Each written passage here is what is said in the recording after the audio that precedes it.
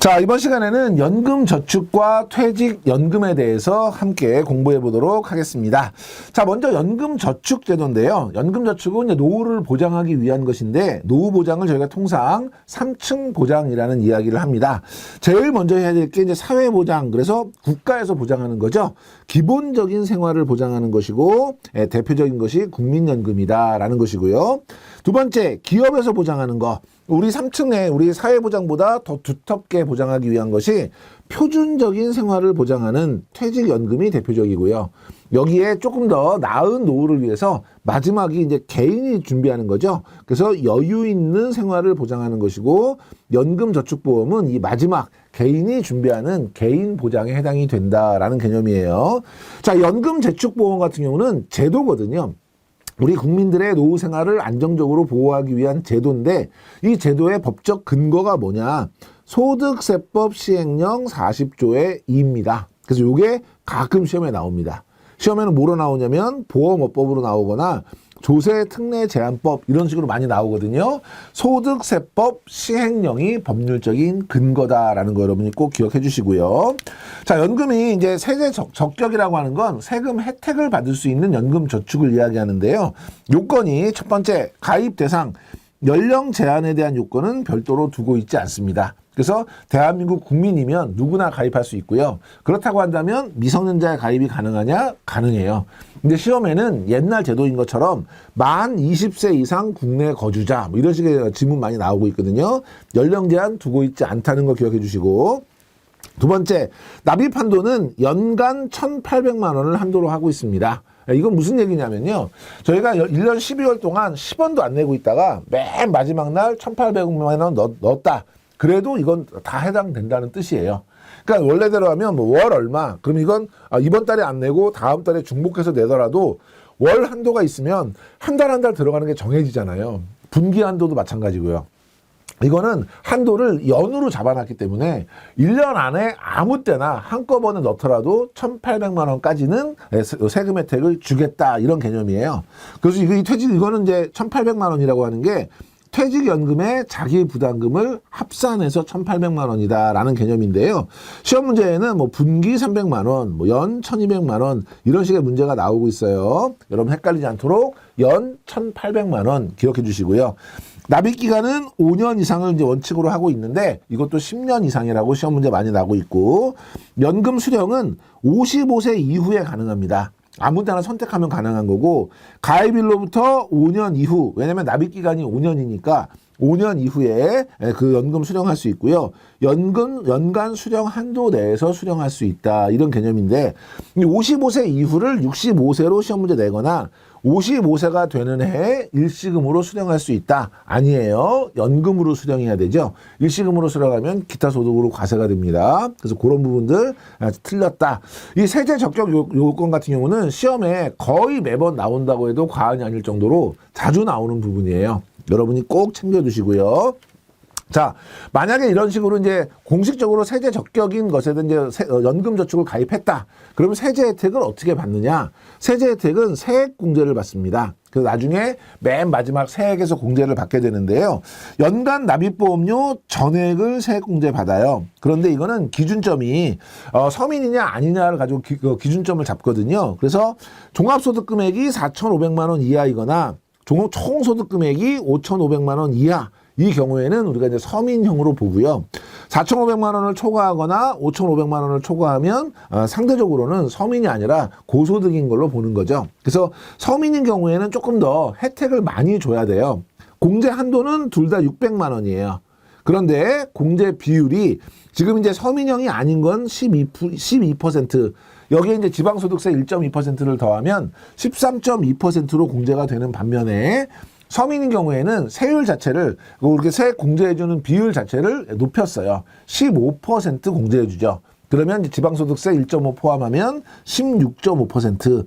그래서 한도는 똑같이 600만 원이지만 서민형은 16.5, 그 다음에 일반형은 13.2, 요 율 자체도 자주 물어보니까 여러분 잘 기억해 주시고요. 밑에 퇴직연금 근로자 추가 납입액과 합산해서 300만 원을 추가 공제해 준다라는 뜻이에요. 그러니까 원래 한도가 600만 원이잖아요. 그런데 퇴직연금에 자기 부담금이 있으면 그거 300만 원까지는 같이 인정해 주겠다 이런 얘기고요.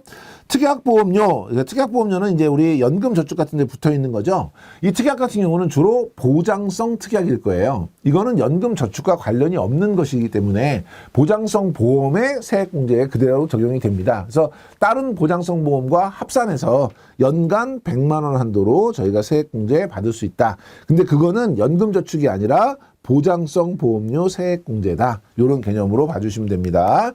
자, 연금을 수령할 때 소득세 및 종합과세 여부인데요.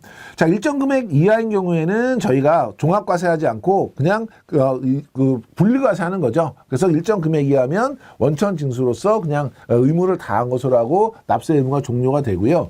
그렇지 않고 일정 금액 이상이다 이럴 경우에는 종합소득에 포함시켜서 다른 소득들과 합산해서 누진으로 과세하는 이런 구조예요. 그래서 소득세법상 연금 수령 요건에 해당이 된다. 그래서 세제 적격이다. 이럴 경우에는 연금소득세를 부과합니다.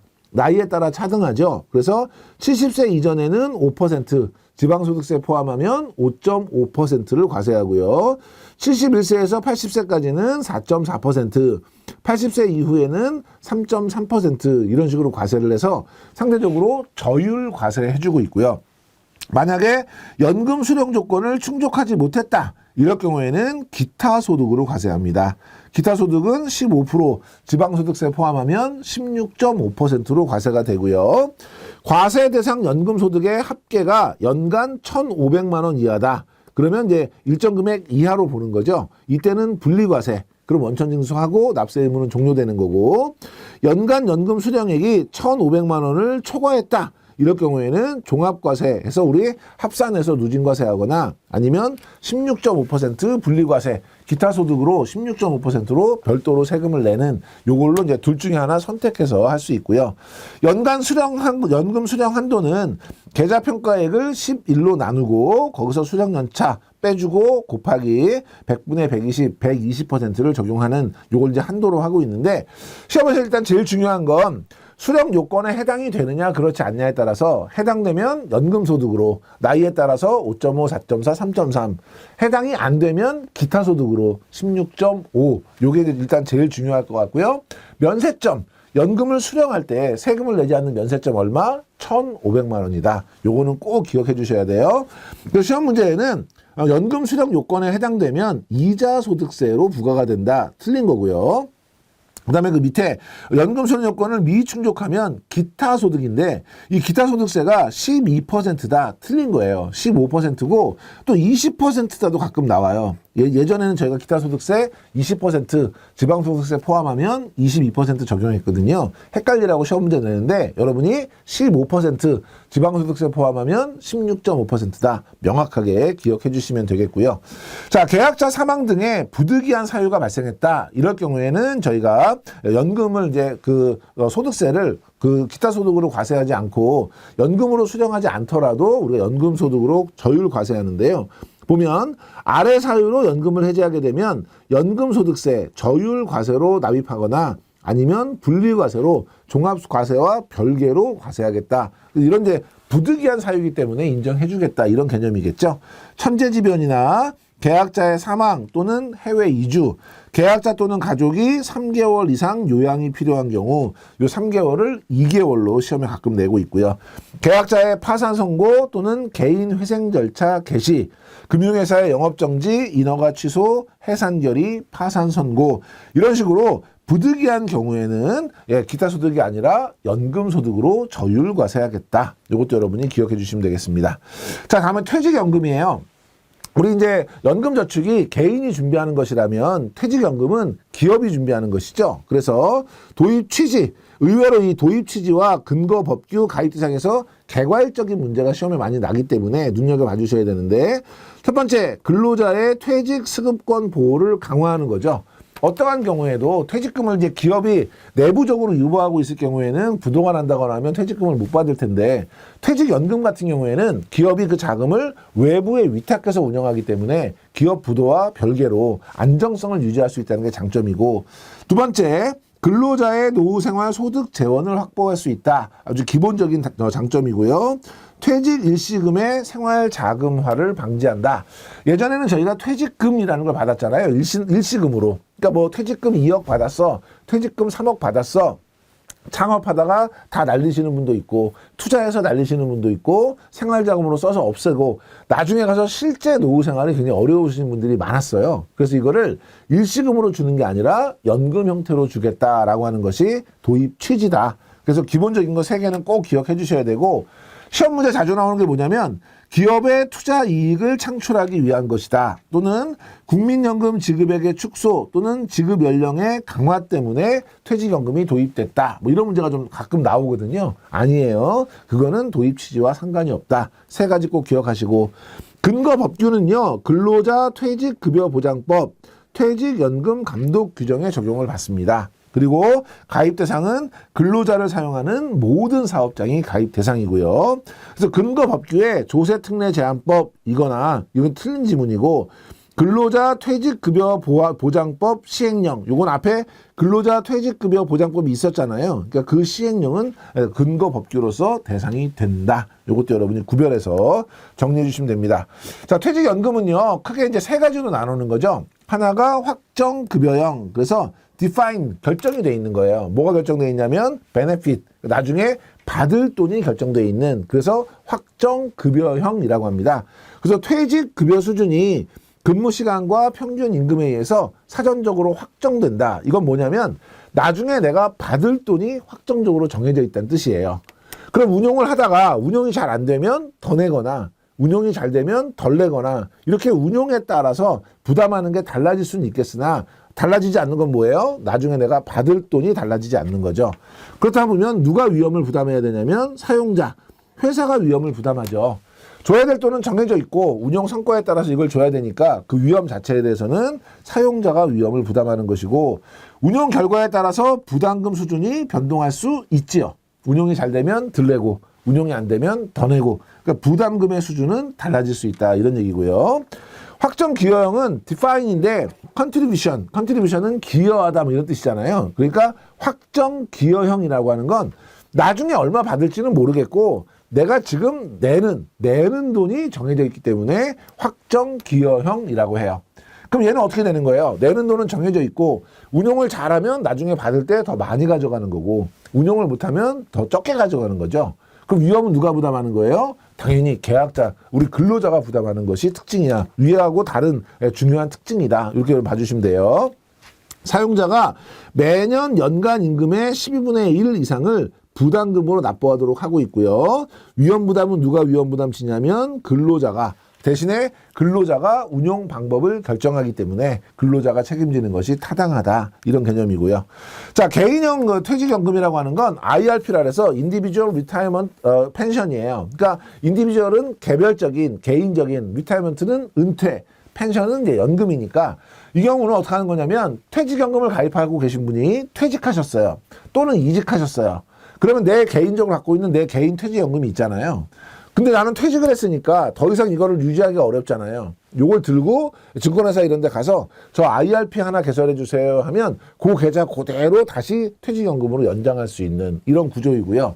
대상이 안 돼요. 제가 퇴직연금 가입 대상이 안 돼. 그럴 때 증권회사 가서 제 개별적으로 퇴직연금 계좌 하나 만들어 주세요 하면 동일하게 이제 운영할 수 있다는 개념이에요. 자기 명의의 퇴직계좌에 퇴직 일시금을 계속 적립 운용하는 걸 말하고요.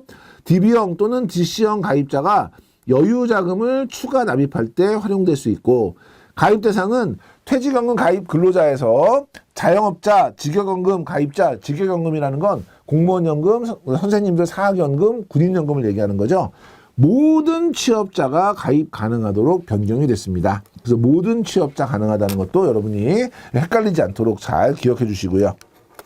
자, 퇴직연금의 적립 운용 방법인데요.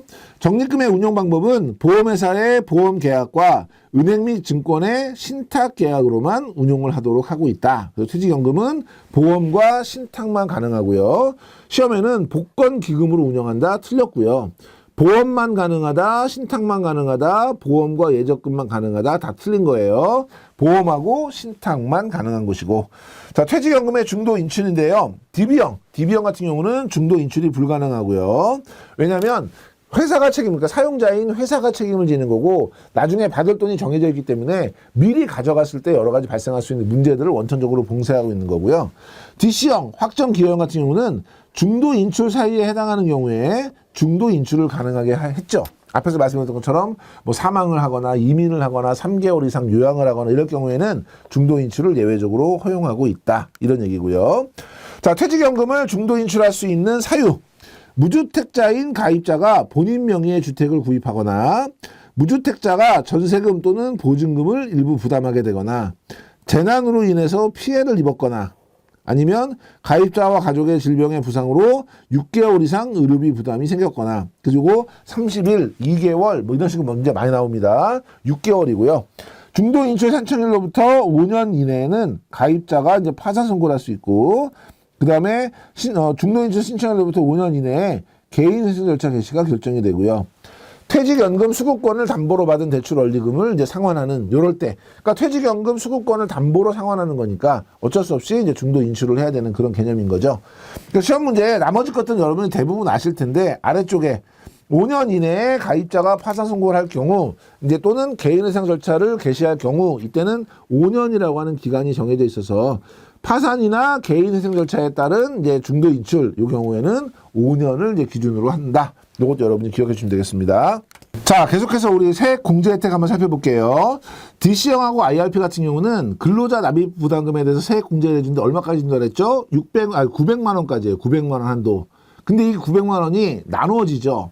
우리 연금 저축에서 600만 원까지 해주고요. 그 다음에 추가되는 300만 원이 퇴직연금에서 합산이 돼서 900만 원까지 이제 우리가 세액공제 받을 수 있는 거죠. 앞쪽에 우리 연금 저축과 같이 연계해서 보시면 연금 저축은 600만 원까지 그 다음에 거기에 플러스 퇴직연금에 자기부담금 300만 원 더해서 900만 원까지고요. 퇴직금 수령할 때 과세는요. 일시금으로 수령하면 당연히 퇴직소득으로 과세를 할 거예요. 그래서 퇴직금의 40% 정률공제 이런 건 이제 폐지가 됐고요. 소득금액에 따라서 공제율을 차등 적용하는 구조 이걸로 단계적으로 변경이 됐기 때문에 예전에는 퇴직금이 크니까 그중에 40% 정률 공제하던 것을 퇴직금 규모에 따라서 단계적으로 조정하는 걸로 되어서 세 부담이 좀 커졌다고 보시면 되고요. 2013년 이후 근속기간에 대해서는 월 평균 급여의 12배로 환산해서 적용한다라는 것이고 연금으로 만약에 수령을 한다. 퇴직금을 이렇게 일시금으로 가져가는 게 아니라 연금으로 수령하게 되면 세액 30%를 경감해 주겠다. 그리고 퇴직소득세는 30% 경감된다. 그래서 이 30%도 여러분이 잘 기억해 주시면 될 것 같습니다. 자, 이거는 퇴직연금의 주요 내용인데요. 이것도 의외로 가끔 시험에 이제 나와요. 그래서 여러분들이 뭘 보셔야 되냐면 제가 빨갛게 표시해 드린 부분들 잘 눈여겨서 좀 봐주시면 됩니다. 처음에 퇴직연금 사업자로 등록할 수 있는 대상은요. 보험회사, 은행, 농수축협 그리고 증권회사가 가능하고요. 신용협동조합 중앙회, 새마을금고연합회 해가지고 중앙회만 가능해요. 여기에 저축은행 안 되고요. 우체국 안 된다. 이런 것도 여러분 챙겨주시고 가입 대상은요. 근로자를 사용하는 모든 사업장이 가입 대상이고 연금 규약은 근로자 대표의 동의를 얻어서 퇴직연금 규약을 작성하고 그 작성된 것을 노동부 장관에게 고용노동부 장관에게 신고하도록 하고 있습니다. 이거를 금융기관에 제출해야 된다. 이건 틀린 거고요. 근로자의 교육은 매년 1회 이상 가입자 대상 교육을 할 수 있고요. 다만 퇴직연금 사업자에게 그 교육을 위탁할 수 있다. 이런 얘기고 부담금은요. 확정급여형 같은 경우에는 2018년에는 80%, 2019년에서 21년에는 90%, 2022년 이후에는 100% 사회에 적립하도록 하고 있어서 지금은 100% 사회에 적립해야 되고요.